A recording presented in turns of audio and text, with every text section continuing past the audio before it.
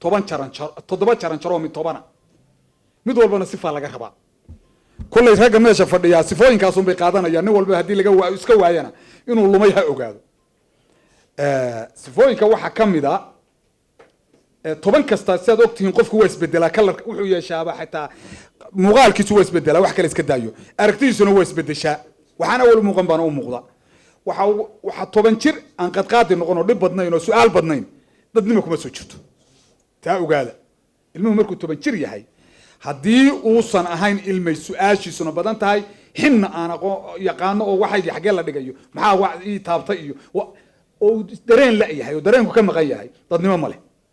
20 jir aan isku day lahayna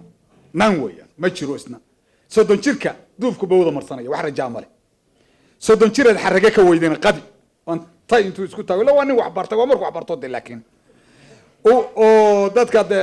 wuxuu hitaytal buu gaaraya oo taygi saxirto 40 jir xoog ka weydina warkiisa qadi xoog u dhalan maayo waa lusgaroobaya wixii ka dambeeya 50 jir aad tala ka weydina qadi warkiisa 60 jir aad jecel ka weydina isaguna rajabeel way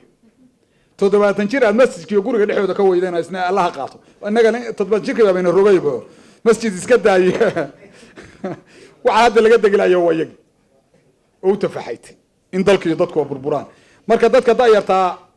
waxaan kula talinayaa inay aqoontooda dhisaan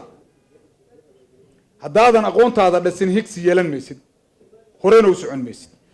cidna la challenge gareyn maysid